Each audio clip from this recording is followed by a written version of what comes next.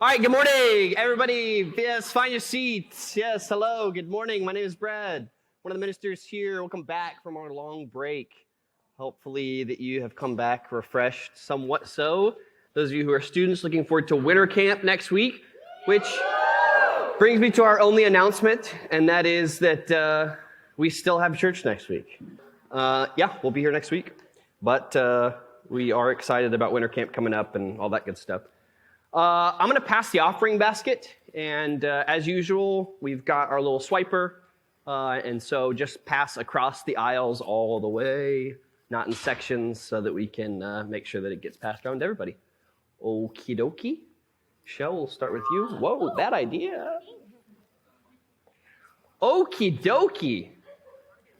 Well, we're going to start a new series today, and the series is pretty simple. It's just Isaiah 40. Emotions or human emotions in the character of God. So some of this came out of some of the things that Tom has been doing, Tom and Debbie at the Arlington Church with inner healing, something that I'm not quite on board with. So rather than go with the inner healing stuff, I figured we would just broaden it a little bit and just talk in general about emotions, okay? I can get down with talking about emotions. With inner healing, I don't know. That's just, I'm not ready for that. I'll start with external healing. Thoughts maybe first. So we're going to be talking about emotions. We're going to be out of Isaiah, and we're going to be out of Isaiah 40, meaning we are going to spend the entire semester on one chapter of the Bible. So for all of those of you who set the bar really low in terms of your reading the Bible, this is your series. Because if there's somehow you can't get all the way through Isaiah 40 in the next few months, something is truly wrong with you, okay? But we're going to go a little bit further, and we're actually going to memorize Isaiah 40. And so each week that we break it up, it's only 2 chapters, we are going to memorize. Your goal, your homework is to memorize the section for that day, okay? So we're going to be memorizing Isaiah 40, talking through Isaiah, and talking about emotions. Sound good? Yeah? Cool? Great. Wonderful. I lost all my notes this morning. For my sermon, and I tried to kind of piece them back together, but didn't really work too well. So I thought there was a place in Evernote that you could go to, like, trashed notes. I feel like I've done this before. So if any of you know and could teach me, not right now because that'd be a little bit awkward, but eventually you could teach me and I could, avoid basically deleting my notes. Okay, emotions. Christians and emotions. I'll start off with this. Like so many of the things that Christians believe today, we've largely inherited from Greek primarily and somewhat Roman culture. And unfortunately, one of the ideas that some Christians have kind of embraced is the idea that emotions are somehow bad, not good, shouldn't have them, they're all sinful, you need to control them, blah, blah, blah, so forth and so on. However, this really isn't a Christian idea at all. It's a Stoic idea. And Stoics basically believe that you needed to master all of your emotions to the point where you, as soon as you felt them rising, you could sort of quell them and not allow them to influence you, so you could just sort of live this peaceful life, not having any kind of emotions affect you or cause you to do bad things. In a sense, it's a little bit like Buddhism, but primarily dealing with the emotions and not necessarily what we would consider spiritual stuff, thoughts, things like that. So that was a Stoic idea. Aquinas and Augustine came along later and actually coined what would become the sort of way to talk about emotions for about 1,000 years after that. Okay? They said, Stoics, this is not right. God gave us emotions. He obviously wants us to have them. He expresses emotion in Scripture. And so emotions are not a bad thing. They're not something that ought to be quelled, something that we ought to ignore, a problem to solve.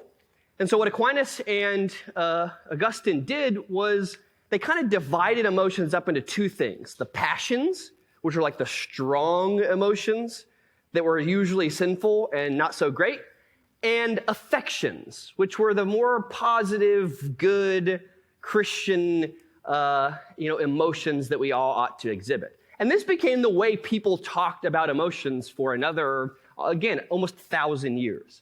So we left the Greek idea of stoicism and rationality and how our rational brain's good and our emotional brain's no good to this idea that both the passions and the affections were representing good and bad, so to speak, emotions that God had given us. Now, our term emotion and emotionality, you may be surprised to learn, is only about 120 years old. People didn't start talking about emotions until about 120, 150 years ago. They just didn't. It wasn't a word that anybody used or that had any definition. Not that it has a ton of definition today, but it was just not a word. If you go back to the Greek root of the word, what does emotion mean? What does it sound like? Come on, root word here. Emote. Okay, go even more. No, Claudia, what did you say? Motion. Yeah, emotion basically just means causing movement. It's a really strange idea. Why would we pick up a word that means causing movement or to make something move, and that becomes our word to, represent the whole passion and affections? Well, first of all, the reason people were getting away from passion and affection because it was really a religious idea. It came out of Christianity, and so in our Enlightenment era, of course, we wanted to rename everything and make it, less Christian-y. And so that's the main reason we used this terminology. But also because at the time, remember, we still don't have a really good sense of the brain and of, how people think. And so much of that was still pretty much our idea of people were wrapped up in the body itself. And so emotions, when the word first started to become popular, basically just meant a movement of the body in reaction to something. So you feel butterflies when you're nervous, it's because your body has an emotion inside of it, like literally your emotions in your belly, okay? Right?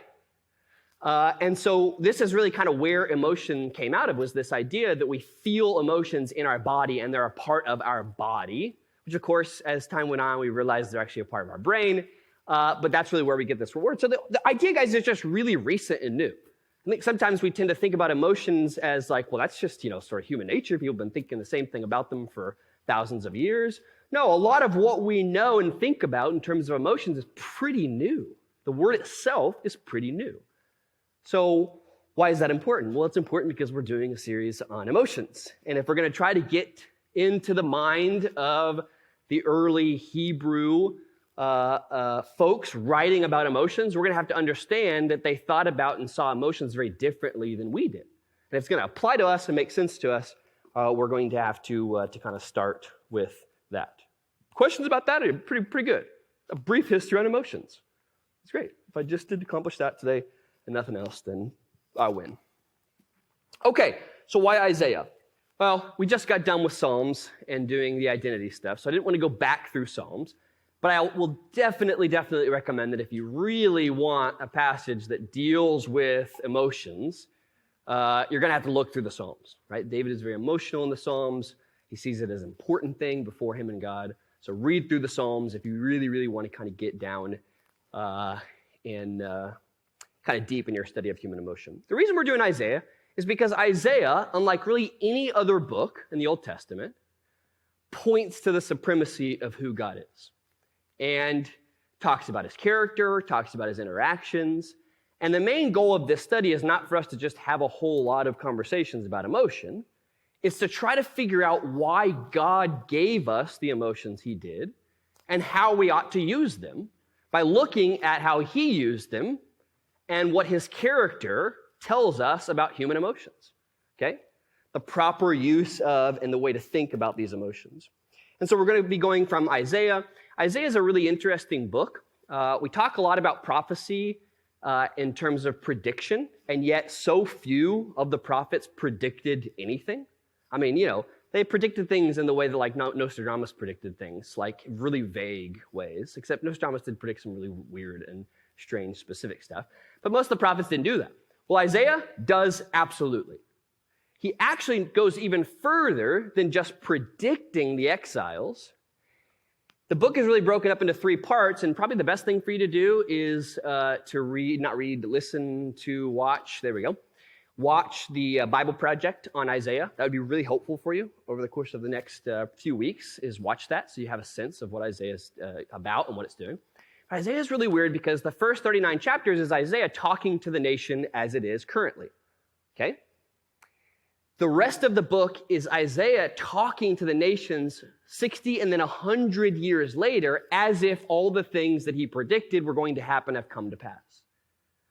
So much so that people have argued over the years whether there's 3 separate authors to this book, because nobody else really does this. None of the other prophets sort of insert themselves into a time period in the future and begin acting as if they're speaking to people in a current state that they're in, this case being in exile. So this is an important time period in Israel's history. Isaiah is speaking to a group that is about 100 years away from being completely exiled, meaning the temple's destroyed, they don't have anywhere to go, and they will never regain their power as a nation after this. Never. Go into Jesus' day, when the temple is actually destroyed for good, they won't ever regain their power. And so this is a really pivotal time in Israel's history. So you can imagine there's a lot of emotion, both with the people and with God, going into Isaiah. So, let me think. 3 things that you might write down that if you want to kind of think about how the book is broken up. There's the judgment section at the very beginning, which is 1 through 39. And some of these elements are throughout, but there's kind of the primary section is the first half, 1 to 39, where they, you're sort of seen as a judgment. I think about this, if you're going to think about this and draw a kind of like a corollary or correlate to emotions, this is sort of like the diagnosis stage. God is diagnosing the problems that Israel is having through his prophet Isaiah. Okay? So that's the judgment phase. And then you get the prediction, which is, again, where Isaiah is actually predicting what's going to happen to them in some really amazing detail. Stuff that does actually come to pass. Okay? I think about that again in terms of correlating to emotions. That's kind of the warning. You get diagnosed, then you say, hey, here's the warning if this goes untreated, unfixed. If you don't pay attention to it, here's what's going to happen. And then the last part of the book, the part where we're going to pick up on when we read Isaiah 40, is the whole idea of hope and restoration, the healing part, the stuff that once we've gotten a diagnosis, once we figure out how serious it is, we want to know how to be healed. And that's really what Isaiah 40 is about. It transitions the book from, here's the judgment I've passed on you, but good news, here's what God's going to do in the long run, okay, in regard to your status as a people and your ability to follow through with the covenant that Abraham was given at the very beginning, to bless all nations. Okay? So this week, we're going to read Isaiah 6, which sounds weird, right? Because we're doing Isaiah 40. And then next week, we're going to do 12 and 49. The reason for these 3 are just because they're kind of really important to know, so you have a sense of Isaiah, and because Isaiah 40 references back to these. So 6 today is where we're going to be, okay, if you want to turn there. And then 12 and 49 for next week. So what we do at the beginning, well, let me back up a little bit. So here are a couple things that I'm going to set as goals for this sermon series, and I'll put these online as well, as I already have put the chapter, the breakups of all the reading that you'll have, okay? But so we're going to memorize Isaiah 40. That's one goal. It's a really practical goal. We're going to challenge people to think biblically about their emotions, okay? Compare our emotions to God's character in a way that explains their purpose and proper use. And one of the things I like to do, and I think Leslie likes to do somewhat as well, while we're doing a sermon series, is be reading something, kind of throwing something in. Last semester was a little odd because we were throwing in all those random names of people with identity. But this semester, I've got a great idea. I came across a book when I was early in my faith. I actually still don't know what it's called, Melissa. I'm sorry. I meant to look at it this morning, and I forgot. But it was a book of Christian satire, okay? And it was satirists, people who were making fun of Christians, but they were Christians, and it still is one of my favorite books. And there's a lot of books out there. There's one in particular, actually, that of all people, even Proven wrote a chapter for. And I'm going to be using that book, as Leslie will too. and trying to use humor, because it's the best of the emotions, let's be clear, all right, to discuss some of just the difficulty and simplicity of emotions, okay? So it's a book on humor. I still don't know what it's called. Oh, okay, yeah, what are you going to ask? Oh, yeah, first 8 things. Memorize Isaiah 40. Challenge people to think biblically about their emotions. Compare our emotions to God's character in a way that explains their purpose and proper use. And then use humor to discuss the difficulty, simplicity of our emotions. So, if anything, this sermon series should be really fun and funny. If nothing else, if we don't plumb the depths of your emotional baggage, okay, we at least ought to have some fun doing what we're doing this semester, okay? Have some fun. We can have some fun talking about emotions. We're going to use humor. Use humor to, talk about our emotions. Yay. Okay. I know I'm going a lot of directions, moving different places. This happens when you lose your notes. First 2 weeks of every sermon series, we do kind of a who we are as a church. And we like to wrap that up into the topic that we're doing. And so today, we're going to be reading from Isaiah 6. And the thing that I'm going to tell you is we need a little bit more send me excitement around here, okay?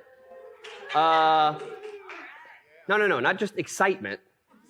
That just completely, dang it. That actually worked against what I'm going to teach you this morning, but that's fine. Guys, we are all ministers as a church. This is not a church where you can sit back and be ministered to and have no expectations to turn around and minister to the people around you.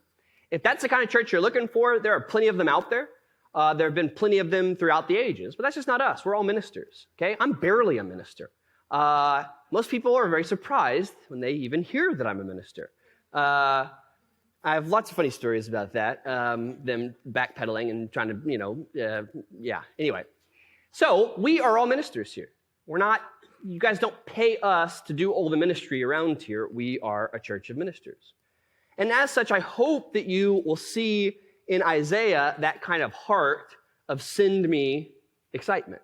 Send me. I'm excited to go as we read through this Isaiah 6 passage. Isaiah 6 is pretty challenging because remember, where are we at in Isaiah in terms of the sort of 3 parts? Judgment. All right, so as long as you know that, then you can read this and understand.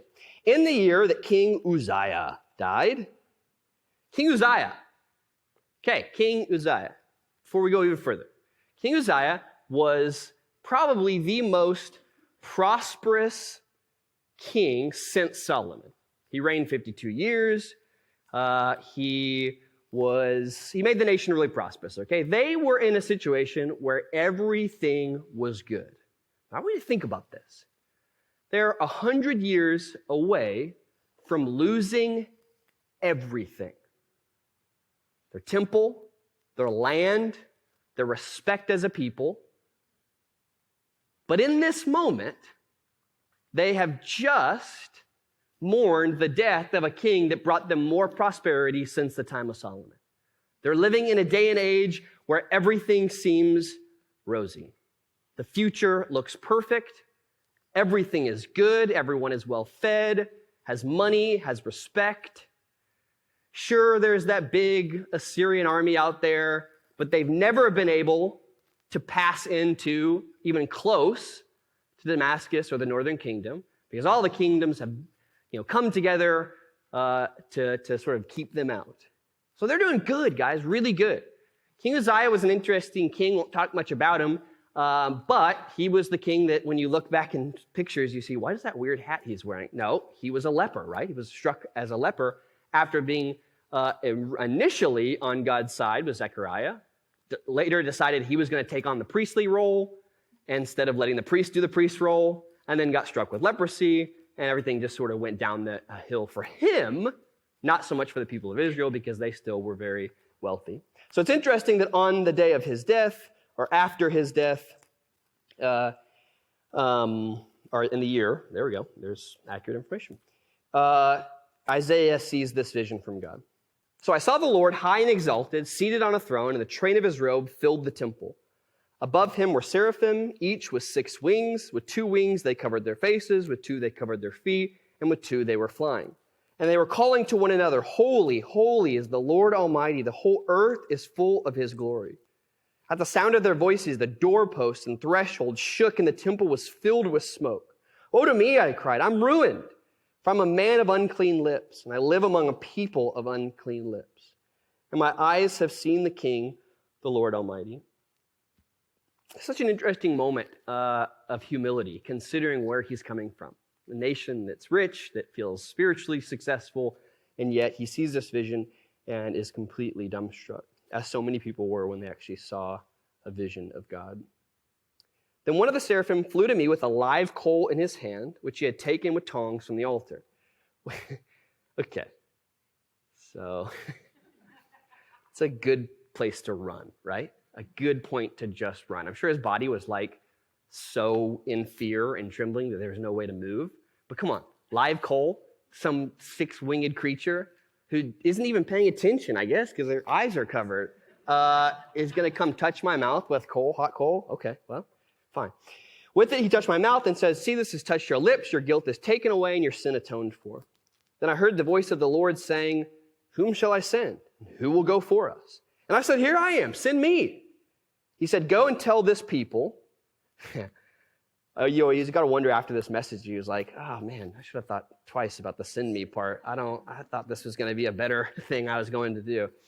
Be ever hearing, but never understanding. Be ever seeing, but never perceiving. Make the heart of this people calloused, make their ears dull, and close their eyes. Otherwise, they might see with their eyes, hear with their ears, understand with their hearts, and turn and be healed.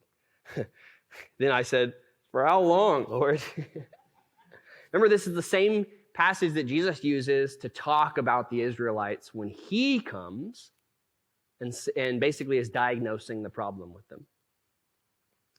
And he answered, until the cities lie ruined and without inhabitant, and the houses are left deserted, and the fields ruined and ravished, until the Lord has sent everyone far away, and the land is utterly forsaken. And though a tenth remains in the land, a remnant remains in the land, it will again be laid waste. But as the terebinth and oak leave stumps when they are cut down, so the holy seed will be the stump in the land. Go tell them that they are about to be wiped out, without even so much as a remnant in their land sticking around. The only thing that will be left is a stump, which is my holy seed in the land. All right, so send me excitement. I hate excitement, just in general, okay? When people are excited around me, it makes me really annoyed. I am not an excitable person, okay? People ask me that question all the time. Are you excited to do this? Are you excited to do that? And, I remember being excited when I was a kid, okay? But I just don't get excited anymore, okay? And I don't see this as a real problem with me. Maybe you do. You do, good. But as someone who really struggles with depression and, sees myself as a sort of realist, the more excitement and anticipated you get about something, the more it's not going to live up to the very thing that you're excited about and anticipating. Now, I know that's such a pessimistic way of saying things, but I know so many of you are the exact same way. Don't pretend. And some of you will hide your excitement so as not to maybe, be hurt. I'm just truly not that excited about much of anything, okay? Especially all kinds of things. Does that mean I can't enjoy them? I love vacation. Vacation Brad is like an entirely different person. Chelsea knows this. He's relaxed. He watches Schitt's Creek, which is never something I would watch, ever, and love it. And that's not the bad word, by the way. Yeah, you get it. Okay. So I make sure no one, I didn't technically use a bad word just now, okay? I'm just that way. But do I get excited about the vacation before it comes? Not even a little bit. I don't even think about it until the morning that I'm leaving, and I'm like, okay, turn on Vacation Brad, and there I am. And then when I get back, it's Vacation Brad off and back to work. People ask me, what did you do for Christmas? I said, work. I love to work. I literally worked on Christmas Day, New Year's Eve, and New Year's. I have fun doing it. I'm excited about the holidays. Excited about what? They come, they go. You got to listen to terrible music. All right, you get the point, right? I'm not an excitable person. Why get excited when you know things usually don't live up to what they are going to, you expect, and they're just going to pass, and then something else is going to come along the way? It just really seems like a waste of effort, right? No. Woo! Down with excitement. Yeah. All right. So, obviously, being a slight bit of facetious here, but one of the biggest problems we have with emotions is even describing what we mean by them. Like, what is the excitement exactly? What does that mean? That I get really giddy and, in a moment, I just sort of go nuts over something that's going to happen in the future or something that's happened currently, like I just sort of lose my mind? What is excitement? Can I be an excited person and not somehow express it immediately? Is it possible to be excited about something, looking forward to something, or being very pleased with something without everybody knowing it? Do I really have to wear excitement on my shoulders, sleeves, outfit? I don't know, okay? Isaiah, I think, absolutely was excited about being sent here. But you see, he was excited, and I think we can use that emotion. It wasn't, okay, I'm in. I'm here, send me. The exclamation is excitement. Excitement for what, dude? You're going to go tell a fat and sassy nation that in 100 years they're going to cease to exist where they're going to live, and that's the message you've been given. But it's like for most of us, ministry has this edge to it, this difficulty with it, that we know when we're getting into it, whether it's leading a small group, whether it's meeting with someone one-on-one, or it's having a tough conversation, that there's nothing exciting about some of the more difficult things that we have to do. It's just not exciting. We don't wake up. You probably didn't wake up this morning, and now maybe this morning you're a little bit more excited to come to church because you haven't been in like 3 or 4 weeks, but give it like 2 or 3 more weeks and you won't be very excited about being here, okay? That excitement and that childish understanding of excitement that means I've got to have some overwhelming feeling that my body has to move, like our ancient understanding of excitement, is not really, I don't think, the kind of excitement that adults have to worry much about. Now, I'm not talking about we all ought to be, sad and depressed and, be indifferent, because I'm definitely not talking about being indifferent. I thought SMH and schmeh were the same thing, but Chelsea cleared me of that delusion, and so now I realize I can't use the analogy that I really wanted to use, but thankfully I didn't because I would look like a total fool.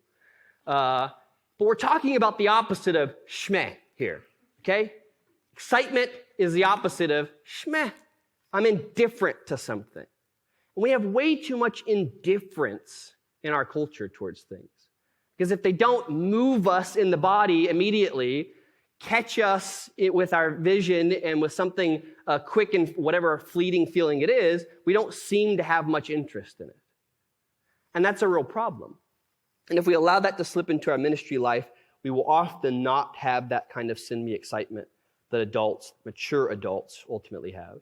Guys, the main thing that I think allowed Isaiah to be excited here about doing what God wanted him to do, okay, is he had a good sense of both the past and the future, okay?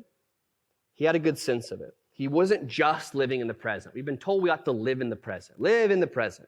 And I know what that means is ultimately that we ought not be so in our brains about all the mistakes we made in the past or all the things that we're going to do and do in the future and actually be useful here.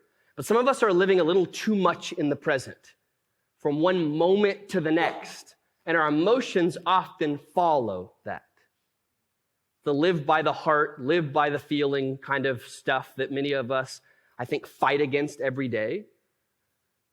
That's what we're talking about when we talk about the idea of send me excitement. It's an ability to, whether the moment comes at the perfect time that I'm happy and ready to do it or not, I'm ready to be sent. And that's what Isaiah was. He was ready to be sent. in a moment that didn't really work, that didn't seem like the right timing, and certainly wasn't going to be a great message, he was ready to be sent.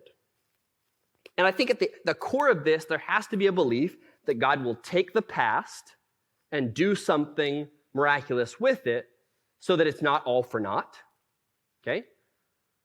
Isaiah over and over again saw all the things in his past, all the things in Israel's past, that he allowed God to work through and always come out the other side. But it's also an anticipation for the future that what God will do will last and will end up coming to accomplishment, coming to fruition.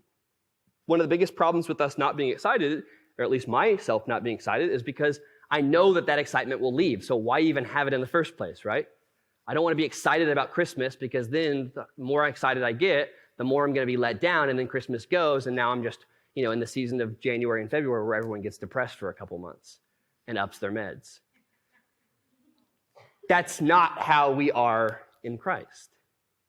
We don't have some moment that we're anticipating that's going to leave. This is all coming to a culmination, and the things that we are doing will last. And Isaiah knew this, and that's why he was ready to be sent. Because nothing else around him was more important than getting on board with what God was doing, even if what God was doing in the moment seemed awful and terrible. Isaiah wasn't the teacher's pet, ready to tell, like Joseph, all the nation how bad they were. Like really giddy and excited that the first message he was going to be able to give was the message to a whole bunch of people who were doing really well. Guess what? You're about to do really bad. But he was ready for it because his excitement was in God and knowing that those things will come to fruition. So how do we get excited? How do we get this sort of send me excitement in our life? Well, number one, we definitely don't try to force it. We got to be honest with ourselves. There are plenty of times at my best, probably 10 or 15 years ago, I was in a moment of ministry where at my best day, okay, it was all I could do to just not hate having to meet with people. Anybody. Having to have conversations, I just was in a moment like that. It was about a 6-month, 8-month moment. Push through it. Push through it. I love getting to meet with people now, one-on-one, for about 1 hour. Okay? Don't expect anything more than that. Just kidding. Kind of. But that's one, is we've got to set our expectations. Number one, we've got to set our expectations. Just because you don't feel like doing something doesn't mean that you're not excited about doing it. Excitement isn't about just showing. Again, I'm not just saying, it's kind of like the dude who says he's going to go take care of the field and then doesn't, and the guy that does take care of the field but said he wasn't, okay? Jesus was like, which one's better? It's probably better for you to do something good with a bad attitude than it is to do something bad. There we go. Thank you. Do nothing. But guess what? It's also better to do it and have a good attitude. So that's like the even, highest of the three. That was a tough one to think. The opposite, because you can't do bad with a good attitude. That's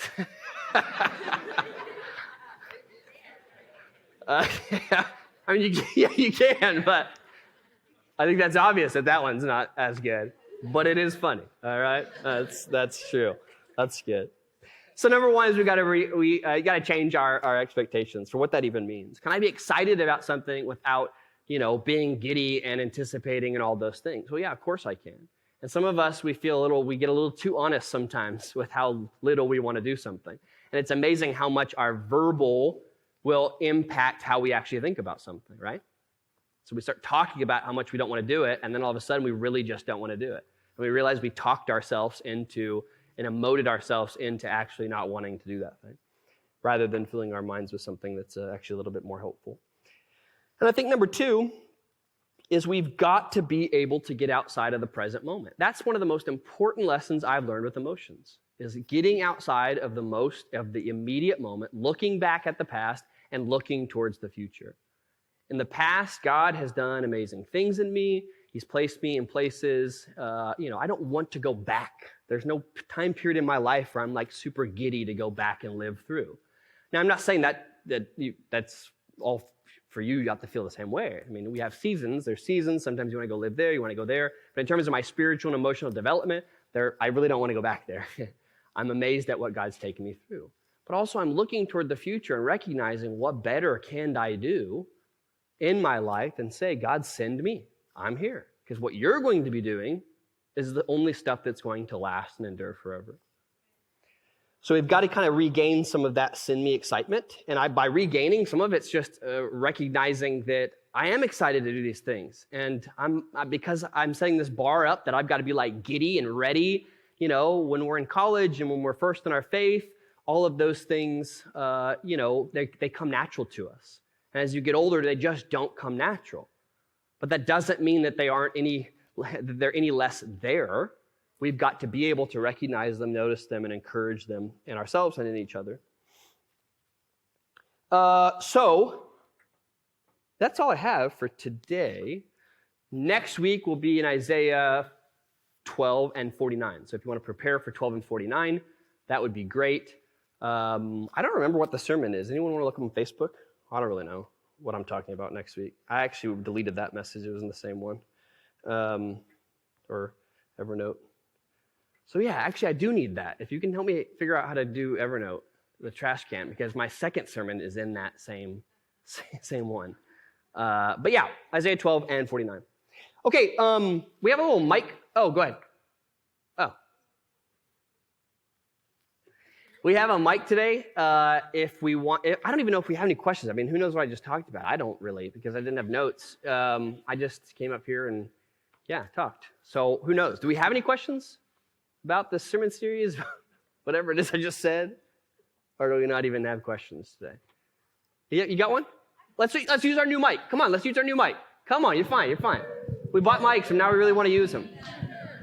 I hate this. Yeah, I know, it's terrible. I get it, I know. So this isn't like this isn't like a developed or formed, fully formed question, but why are you giving me not a fully developed question? Why did you give me the mic?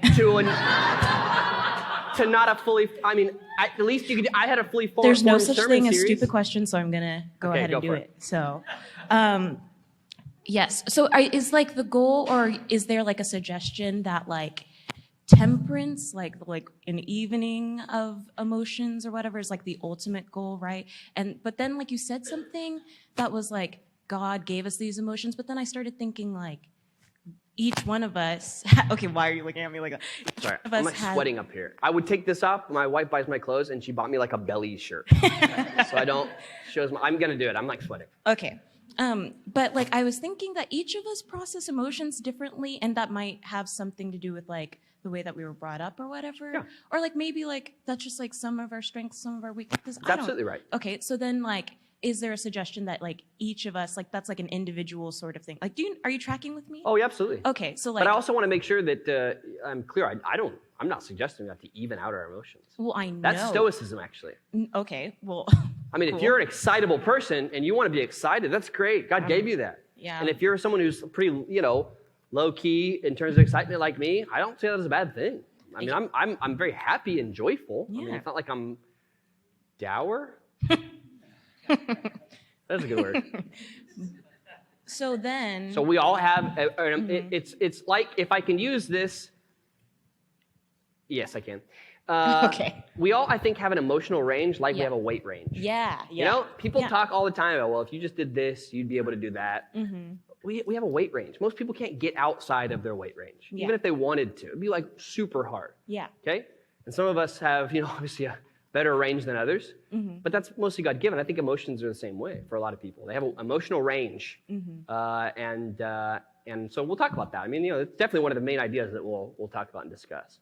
We're not trying to make everyone like Stoics, where they all have to have the exact same emotional, range or the exact same emotional makeup. God gave us emotions, and He gave them, all of those cheerleading people and excitable people over at Wiley Northeast. I was a cheerleader. That's great sometimes to be around. Not all the time, but. No, yeah. They're great, It's great. Yeah, for sure. And all of us real cool people in Denton, who are real cool. Yeah. Cool in emotion? I don't know. Yeah. Should be. Yeah. Okay. I guess, that answers it. Okay. Does anybody want? We'll definitely get there. Hello. And if you have any other things, suggestions too, for what we ought to talk about during this sermon series, because right now it's not really fully formed, as you can tell. We'll talk about them. Yeah. Hey. Hi. So, Hi. you were talking about how our church needs to have more send me excitement. We're all ministers here. This isn't a place to only be ministered to. So I was wondering, maybe you're going to talk more about this in the sermon series, but what are some ways our church could take more initiative to have more of that send me excitement? So I think our deal is not that people are not willing to do stuff. I just think we're in an age group, many of us, who some of us have done ministry for going on a decade now, and it gets to be almost commonplace, and we forget to do the things that we're doing with joy. It's kind of like Philippians. I mean, Paul wrote that entire book for a church that was really doing well, but what was his major message? Do it more and do it with joy, because that's really, where it's at. And so that's the kind of message I'm giving. It's a very soft nudge. And it's a nudge just as hard to myself because, I can get doing stuff and not get excited about it. But I didn't give you any practical steps. I don't know. I mean, hopefully the sermon series will help you with that. My two non-practical were, I don't even remember them. Oh, yeah, I do. Think through the word excitement, because some of us are very excited about the things we do. We're just not, we don't show it, and we feel guilty for I'm not really excited. I don't show I remember when when I first started leading, I don't remember what ministry it was. Honestly, Actually, I think it was Denton Church. When I first started leading Denton Church, I had this mentality that I needed to be like Ronnie, bouncing around from one person to the next. Just, hi, how you doing? This, that. And it was just stressful. I'd leave church and I'd just be like, I have no energy left. And now I'm not like that at all, man. Good luck if you can even find me, right? I mean,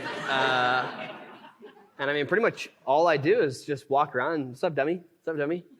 And there you go. So is that helpful? Yeah. No, I'm just kidding. Yeah. So I think the trying to kind of put yourself into some role or having some expectation about super excitement. And then I just think one of the big things is just, like I said, the past and the future. Thinking through, okay, I'm in the present moment. I'm going to have a conversation with someone at lunch today. I haven't seen them in a long time. It's a ministry opportunity. I really don't want to do it. I'd much rather take a nap. And then in my mind, I'm thinking, how many times have I had these sort of chance encounters with, it's been a year or 2 years since I've seen someone, and then God has done something amazing through them communicating to me or me communicating to them, and just it's not even worth paying attention to how much I don't want to do it. I'm going to do it. Either don't do it or do it, and I'm just going to do it. And yeah, so does that make sense? Yeah, that's super helpful. Okay, good. Thanks. Sure. Anything else? We good? Yeah. Justin, last one. You have to use the mic. Guys, everyone does, and the reason is because it's recording. So we don't, it's so weird. It's been weird before. Okay. So you talked about excitement as a college student versus as a graduated adult. Mm-hmm. And I was just wondering what that looks like. Like what, for example, is the difference between excitement as an 18 to 22-year-old versus a 30-something-year-old? Yeah, well, when you're in college, I think everything is kind of exciting. Exciting, we sometimes think about as a positive term. It doesn't have to be, right? It can be really negative. Something that excites you, moves your body, can be very negative too. But everything's changing. It's constantly in flux. You don't know about career. You don't know about marriage that's going to happen. Every semester you have this and that. And when you get to be an adult, it's like all of the milestones sort of begin to disappear, right? You get maybe marriage, job, good one, kids, financial security, but there's like 3 or 4 of them. Do you think some of it is biological? Or what? Do you think we just go through natural transitions, or is it just more of a life kind of thing, if that makes sense? It doesn't, but that's okay. Let me continue on what I was saying. So I think one of the things about excitement is it's like any other virtue or emotion. I mean, I think about this in terms of infatuation. There's one thing for something to cause you to be excited, and then there's another to choose, to really exhibit an emotion because you've chosen to exhibit it. And so when you're in a stage of excitement, which I think college really is, it's easier to just be excited about almost everything. And as you get older, you have to choose, that emotion to be excited about certain things. But it requires more choice. But that's what adults do, right? They choose their life. That's what God's given us the ability to do, rather than letting life be chosen for them. which is, I think, what a lot of people are stuck in our society, kind of moving from one thing to the next to try to find or regain some sort of excitement. Something, I'm going to go buy a toy, or I'm going to go, well, there's a lot of the passions that we could talk about, which we will later on. So, all right, we're going to take communion.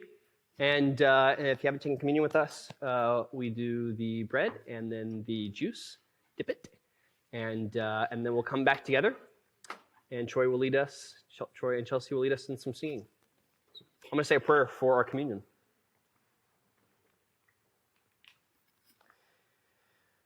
Lord God, thank you for sending your Son to be among us, to weep, to mourn, to laugh, to be happy, to be sad. That you show us that those emotions, those things you've given us, they have great power, both to impact other people, to impact us, but also to connect us with you. Pray that through this series that you would teach us who you are and who we are in our emotions, and that we would always just live life as Jesus does. Take this in your name. Amen.